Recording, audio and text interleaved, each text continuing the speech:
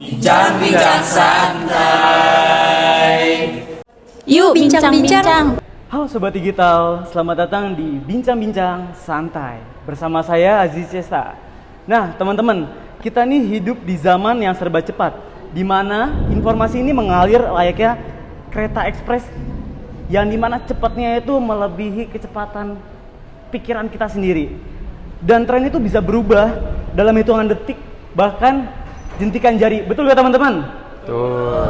Nah, teman-teman tahu gak sih, digital marketing itu bukan cuma soal jualan, tapi soal membangun hubungan, komunikasi, dan juga kolaborasi teman-teman. Nah, hari itu kita bakal ngundang dua tamu spesial kita nih teman-teman. Ada di sebelah kiri saya ada Mas Adi Rangga, selagi CEO Vismaya Indonesia yang sudah berkecimpung atau menyelam di dunia digital marketing teman-teman. Nah, selanjutnya di sebelah Mas Adi tidak kalah hebatnya ada Pak Toto Sugiarto selagi dosen pembimbing di mata kuliah hubungan dengan pemangku kepentingan. Nah, teman-teman ini jangan sampai hilang fokusnya teman-teman. Karena walaupun obrolan kita ini santai, tapi tetap isinya tetap daging semua teman-teman. Mungkin tanpa langsung basa-basi, kita bisa langsung masuk aja ke acara berikutnya. Nah, teman-teman, kerja bareng di dunia digital itu bener-bener asik teman-teman. Tapi yang saya tahu ini kadang tuh bikin pusing juga. Mulai dari tim internal, klien, vendor, semua itu punya gaya komunikasi masing-masing teman-teman. Kalau nggak dikelola dengan baik, bakal terjadi sebuah miskomunikasi, ya dimana itu akan menjadi awal mula kerusakannya company teman-teman. Nah, menurut Pak Toto dan Mas Adi ini gimana sih cara pendapat yang berbeda ini nggak menjadi sebuah drama, tapi menjadi sebuah peluang untuk berkembang bersama nih Pak? Boleh dimulai dari Mas Adi dulu coba. Oke. Ya, mungkin kalau dari saya ya, sebelumnya mungkin bisa dibilang emang latar belakang saya bukan dari komunikasi, cuman kalau karena memang saya sudah menjalankan perusahaan gitu ya, udah lumayan lah 2 tahun kerja bareng tim, jadi sehari-hari memang selalu ya kita tuh selalu berkomunikasi dengan tim gitu sehari-harinya. Jadi saya merasakan apa yang dikeluhkan oleh tim gitu, terus saya juga ngasih solusi buat mereka. Nah, jadi pertanyaannya kan gimana caranya biar tidak ada miskomunikasi atau misalnya salah komunikasi gitu. Yang pertama kali harus didengarkan, kalau dari saya pribadi adalah kita harus mau mendengarkan terlebih dahulu. Misalnya saya sebagai leader nih, saya punya bawahan gitu ya. Kebanyakan leader sekarang tuh kan banyak yang berpikir kalau kalian tuh dengerin saya aja gitu, karena saya yang paling tinggi di sini, mungkin saya yang paling banyak skillnya di sini, saya yang pengalamannya lebih banyak gitu. Jadi ya udah dengerin aja, nggak usah terlalu banyak ngasih solusi, nanti takut strateginya kemana-mana. Tapi kalau dari saya pribadi, saya justru lebih fokus untuk mendengarkan mereka terlebih dahulu gitu, dibandingkan mungkin kebanyakan pemimpin sekarang kayak udah dengerin saya aja. Tapi kalau saya lebih suka kalau kita tuh dapat solusi bersama gitu, bukan saya aja ngasih solusi tapi mereka pun harus ngasih solusi juga gitu. Jadi sistem saya sekarang adalah misalnya nih ada problem gitu ya di suatu divisi, atau misalnya ada problem penjualan, ada problem iklan gitu ya. Iklan kan terkait dengan penjualan ya. Walaupun ada divisi yang tidak paham atau ada pihak-pihak yang tidak paham dengan ini ada masalah ini gitu ya, tapi mereka tuh harus tahu kalau ini tuh ada masalah di bagian sini. Karena semuanya tuh saling berkaitan satu sama lain gitu. Tidak ada yang istilahnya apa ya, tidak ada kita tuh di sebuah perusahaan tuh kerja sendiri, ngasih solusi sendiri, nyelesain masalah sendiri, tuh nggak ada. Jadi masing-masing tuh harus paham masalah perusahaannya apa, dan masing-masing harus seenggaknya bisa ngasih solusi buat masalah tersebut gitu. Berarti kalau dari Mas Adi sendiri ngambil langkah awalnya menjadi pendengar dulu ya Mas? Iya. Nah itu yang menurut saya pribadi ya, skill nomor 1 yang jarang orang lupakan. Kebanyakan kan kayak skill nomor 1 itu berbicara. Nah, karena kebetulan kemarin saya baru beres baca buku juga Seven Habits judulnya. Di buku itu dijelaskan kalau skill yang terpenting itu sebenarnya bukan berbicara, melainkan mendengarkan. Karena kalau kita tidak mendengarkan, kita tidak akan tahu apa yang diinginkan oleh masing-masing pribadi gitu. Dari skill mendengarkan itu, yang kedua yaitu peka gitu. Kita harus tahu, misalnya ada orang yang berbicara tapi kita masih belum paham, kita jangan diem, kita gali terus lebih dalam, ini maksudnya arahnya kemana.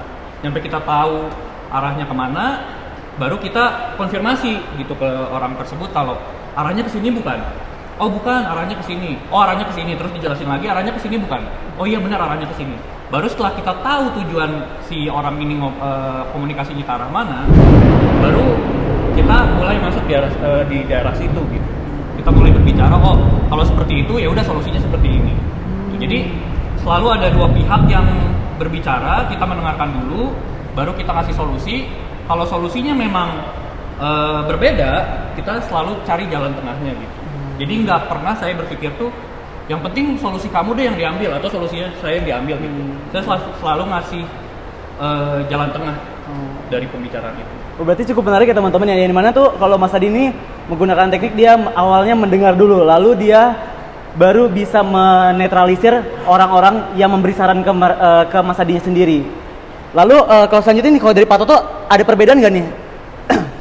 Pertama, saya maunya dipanggilnya Mas, bukan Pak. Itu satu. Okay. Ya Mas Cesta ya. Tadi kan manggilnya Mas Adi. Oh, iya. Saya panggilnya Mas lah. Masih muda kan, usianya paling beda setahun 2 tahun lah kita kan. Itu satu. Yang kedua terkait dengan pertanyaannya host Mas Cesta. Jadi dalam komunikasi itu kan ada evolusi komunikasi kan. Betul. Bahwa komunikasi yang tadi disampaikan sama Mas Adi, tapi secara akademik yang tadi disampaikan sama Mas Adi itu ada namanya evolusi komunikasi. Kalau dulu komunikasi itu sistemnya top down, dari atas ke bawah yang tadi disampaikan. Nah itu sudah tidak lagi dilakukan. Sekarang bentuk komunikasinya sudah berubah, namanya participative communications atau komunikasi partisipatif. Jadi dia memberikan ruang kepada banyak pihak untuk bisa berdiskusi, untuk bisa mendengarkan. Karena tadi poinnya tadi coba diresum ya sama Mas Cesta bahwa coba mendengarkan dulu baru berbicara, karena disitulah kita tahu. Nah itu salah satu sense yang bagus gitu loh. Sebenarnya kalau ditanya apakah kita bisa menghilangkan miskomunikasi, rasa-rasanya kayaknya kita hanya bisa meminimalisir gitu ya Mas Cesta ya. Jadi dengan pengalamannya kita, dengan pengetahuannya kita, dua hal tadi kalau dicampur itu bisa meminimalisir terjadinya miskom. Nah supaya tidak terjadi miskom, makanya tadi ada banyak caranya. Dari segi basic knowledge-nya tadi dengerin dulu deh, partisipatif deh, supaya kita nggak salah nih, baru konfirmasi, kira-kira gitu loh. Jadi modelnya seperti itu di dalam dunia akademik, kira-kira gitu Mas Cesta. Berarti teman-teman kalau kurang lebihnya ini antara Mas Adi dan Mas Toto ini lumayan menyatu ya, dan atau bisa kita bilang juga setuju ya teman-teman. Nah saya pengen nanya lagi selanjutnya nih. Kan kalau ketika kita ngasih informasi itu kan mudah kan. Nah, yang saya ingin tanya kan itu kalau misalkan gimana kalau orangnya itu nggak paham gitu loh. Gimana nih caranya sih Mas Adi nih komunikasi sama timnya itu cukup bagus dengan timnya gitu loh. Kalau misalkan Mas Adi nih kira-kira itu kalau ngobrol sama timnya itu apakah secara transparan, jelas atau gimana gitu loh? Sebenarnya itu balik lagi ke knowledge dari timnya itu sendiri ya, sudah sampai sejauh mana gitu. Saya kasih analogi kayak gini, saya berbicara dengan tim yang dimana tim saya itu basicnya udah lumayan tinggi terkait digital marketing, mereka udah paham lah. Itu kan ada tim saya, ada copywriter, ada desain grafis, ada performance marketer, ada yang handle iklan. Nah kalau saya selalu melihat gitu, ketika saya berbicara dengan sebuah kelompok ini tuh knowledge-nya udah sampai sejauh apa. Kalau mereka emang knowledge di dunia digitalnya itu kan banyak banget kata-kata yang memang mungkin di sini teman-teman yang belum paham dunia digital juga masih bingung. Misalnya ada kata-kata copywriter. Copywriter apaan? Kan? Atau kata-kata performance marketer apaan? Gitu. Atau misalnya ada kata-kata apa lagi? Misalnya ada data-data iklan, CPL, CPR, terus ROAS, itu kan bingung kalau orang awam kan. Nah, kalau ke tim sendiri, ya saya pakai kata-kata itu aman-aman aja. Tapi selalu saya konfirmasi dengan bertanya ke mereka, paham nggak? Gitu. Ada yang ingin ditanyakan nggak? Selalu kayak gitu kan. Gitu. Kalau misalnya udah paham, ya boleh lanjut. Saya ngomong ke yang selanjutnya gitu. Tapi berbeda dengan misalnya saya komunikasi dengan pihak lain di luar tim saya, yang memang mereka tuh masih awam dengan dunia digital. Gitu, misalnya ke customer saya atau ke klien saya gitu, saya pasti pakai kata-kata yang memang nggak rumit. Misalnya tadinya mungkin ke tim saya ngomongnya ROAS itu kalau dalam bahasa awamnya kayak kita ngeluarin budget 1 juta bisa dapat 2 juta, berarti ROAS-nya 2 kali. Gitu. Berapa kalinya budget iklan nih si omset. Kalau saya ngomong ke tim ya ROAS-nya 2 mereka paham. Tapi kalau misalnya saya ngomong ke klien atau ke customer, ini bapak ibu ngeluarin 1 juta bisa dapat 2 juta gitu. Jadi dengan bahasa orang yang bahasa anak SD lah istilahnya. Jadi saya selalu komunikasi itu melihat dulu saya komunikasi ke orang yang seperti apa. Dan selalu dikonfirmasi dengan udah paham apa belum. Kalau belum baru saya pakai analogi sederhana. Itu untuk menghindarkan miskomunikasi. Oke teman-teman, jadi Mas Adi ini tuh dia menggunakan cara yang dimana bahwasannya harus memahami lawan bicara teman-teman. Jadi kita nggak usah analogi kalau dari saya nih ya, jangan sampai kita ngobrol sama orang timur pakai bahasa Jaksel, kan nggak banget kan ya. Jadi kita harus mikirin gimana caranya lawan bicara kita itu paham sama informasi yang kita berikan. Nah, oke, kalau kita ngomongin soal komunikasi nih, pasti nggak jauh dari tools yang kita pakai kan. Nah, kalau dari Gen Z itu sendiri tuh pasti rata-rata dia makanya entah WhatsApp, Instagram, ataupun TikTok gitu loh. Nah, sebenarnya tuh menurut Mas Adi dan Mas Toto ini, yang mana sih yang paling efektif, yang paling efektif banget gitu loh? Dan apakah pilihan itu berdasarkan efisiensi, kebiasaan tim, atau memang hanya menyocokkan audiens gitu loh? Saya pengen coba tanya dari Pak Toto dulu coba. Oke, terkait dengan saluran ya, saluran komunikasi. Jadi kita tahu perkembangan dari komunikasi partisipatif itu yang tadinya komunikasi itu hanya menjadi satu kanal saja, kira-kira gitu ya, dengan adanya media mainstream, itu kan kanal-kanal ya. Lalu juga media mainstream ini ada banyak kan salurannya. Dulu tuh belum ada tuh yang namanya media sosial. Jadi kalau orang berkomunikasi itu bisa melalui media-media mainstream seperti televisi, seperti radio, surat kabar. Nah, baru-baru itu ada namanya internet. Nah, tapi internet pun masih terbatas. Nah, sekarang ini ketika ada namanya komunikasi partisipatif, komunikasi itu semakin berkembang, Cesta. Jadi, ketika komunikasi ini berkembang, maka salurannya pun menjadi banyak. Hari ini ada banyak salurannya. Yang tadinya itu menjadi 4 bagian, itu cuma hanya jadi satu klaster saja. Ya, lalu ada klaster namanya media sosial, tadi Mas Cesta sebutkan. Ada Instagram, ada WhatsApp, dan segala macam. Itu kanal-kanal saluran yang bisa dilakukan.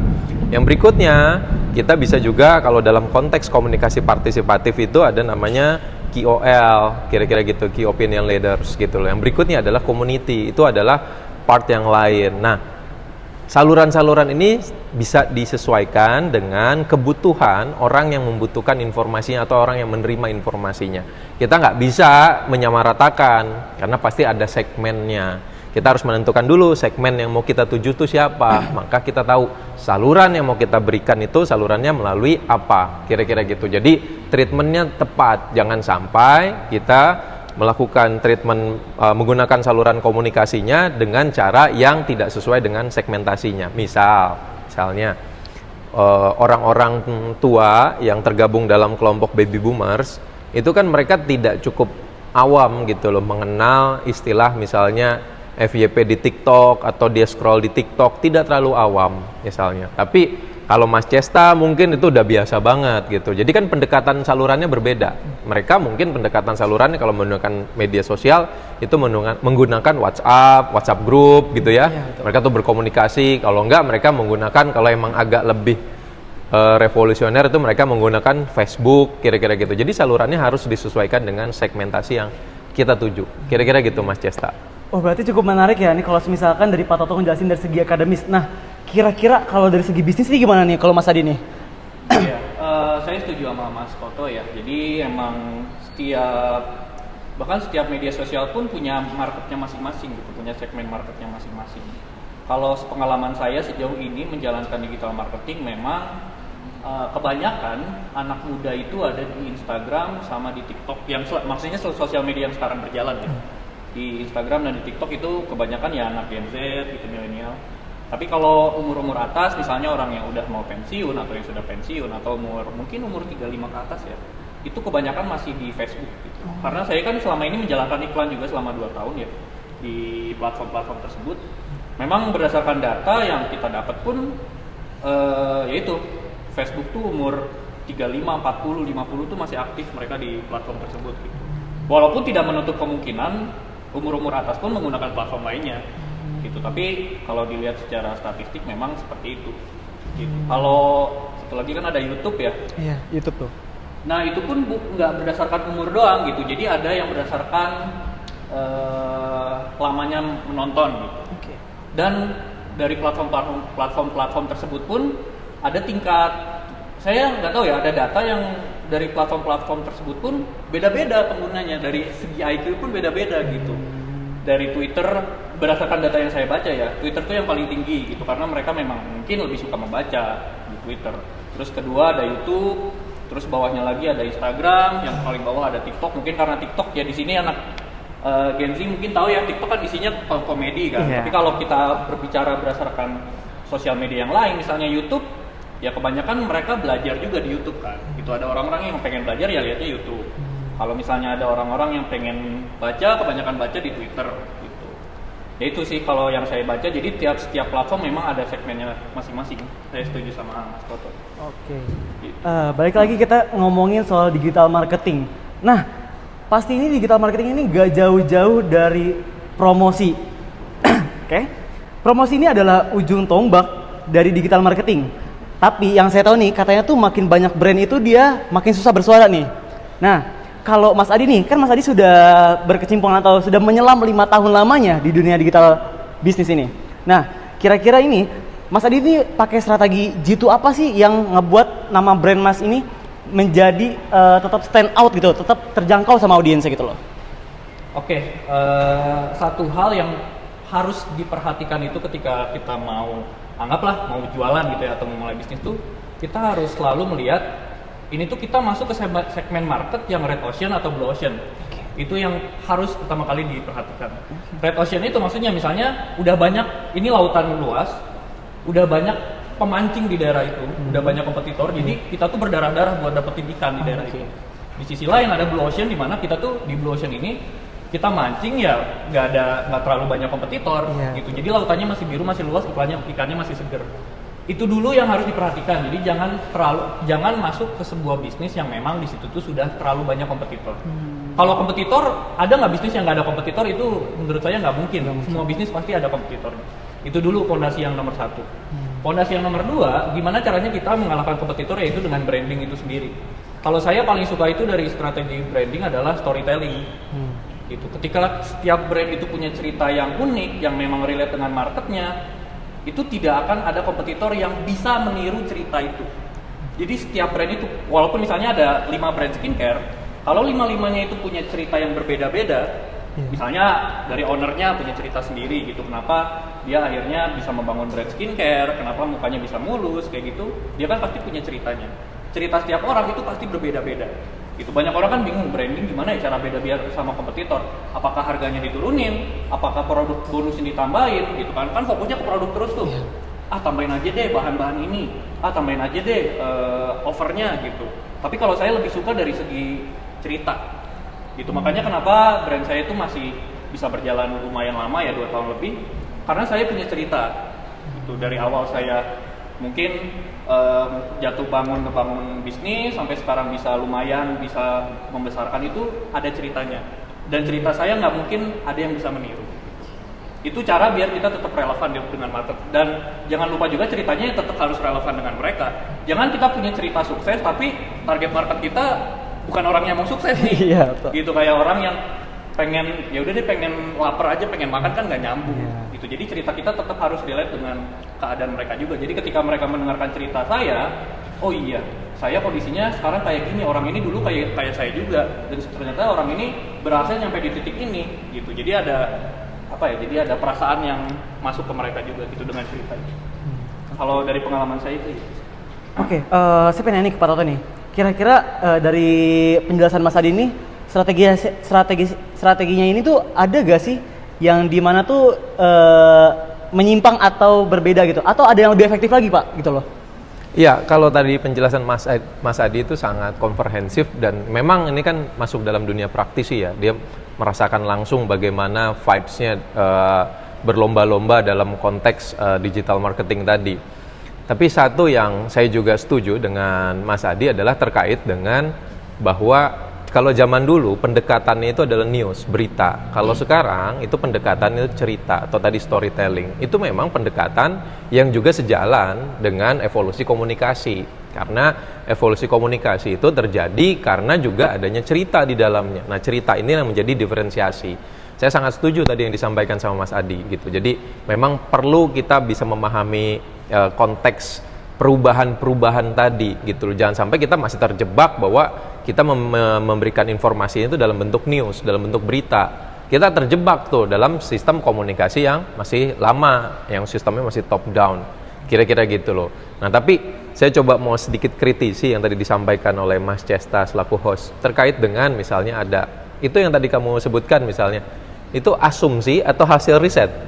Asumsi saya sendiri sih. Asumsi. Ya. Nah, itu kan asumsi. Yang perlu kita juga sampaikan bahwa ini asumsi yang memang juga belum bisa dibenarkan kira-kira gitu. Nah, saya sendiri juga belum bisa membenarkan statement tersebut. Jadi yang paling tepat memang coba mengkonfirmasi kepada para praktisi kira-kira gitu seperti Mas Adi ini. Benar nggak apa yang tadi disampaikan? Apa sih yang diasumsikan dalam pikiran itu supaya kita ini semuanya juga jadi paham. Oh, ternyata ada ketidaksesuaian. Oh, ternyata memang sesuai. Kira-kira gitu Mas Cesta.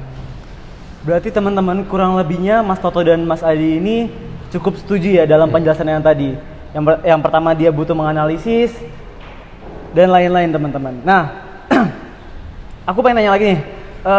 Kan kalau kita lagi di company itu evaluasi ini cukup penting ya. Apalagi tuh kalau misalkan company-nya sudah besar. Nah, aku pengen nanya nih, kira-kira ini para pemegang stakeholder ini cukup jadi penonton aja atau perlu turun tangan juga bikin keputusan strategis nih? Soalnya kan Mas Adi ini kan di bidang bisnis nih. Gimana sih kira-kira cara tim Mas Adi ini bisa melibatkan stakeholder tuh dalam proses evaluasi Mas Adi nih?